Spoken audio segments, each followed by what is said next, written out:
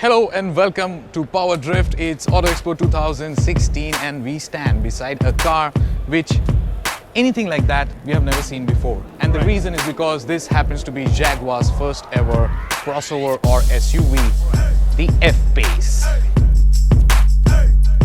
A quick download on what this car means for Jaguar, for the fact that it is their first crossover SUV. Right.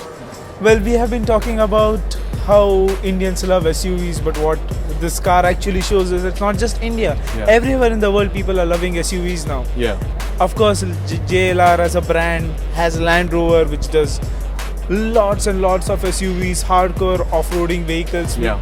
This isn't intended to do that. This Right. intends to be a soft roader, something which has a commanding position. It Right. gives you a clear view of the road. It has a larger street presence, Right. and yet continues to be a comfortable car. While having the performance DNA of Jaguar is what they Right. said. So what engine options are we looking at here? I don't know. I knew it, and I've said those already. So we you don't have have to said say that. I think let's just step inside the car, the F-Pace. But before we do that, Yeah. what part of the year do you expect this car to come in India?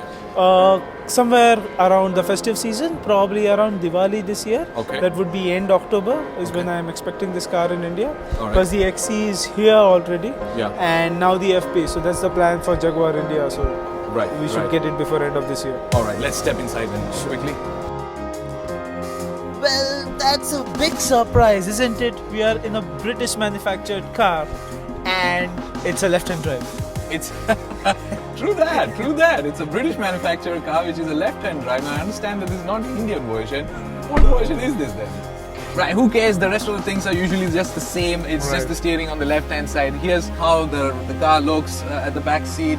Well, nothing really that we can tell because the color of the seat might as well change when the car comes into India. Right. The question is, how does it look? I want you to look at the car from outside. It's Yeah. something that I am really curious of in terms of opinion. Right. A Jaguar SUV is not something that you think about. It's not something that you can imagine the first time you discuss it.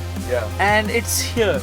I am not sure it looks bad. I don't think it looks bad, but do you find it appealing? Well, here's the thing. I don't think any Jaguar car with its modern design philosophy can look bad.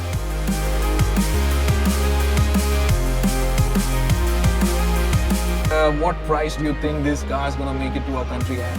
Well, Evoque starts at somewhere around 55-60. Yeah. And well, this is again a perspective. This is not something that Jaguar or anyone else has told us.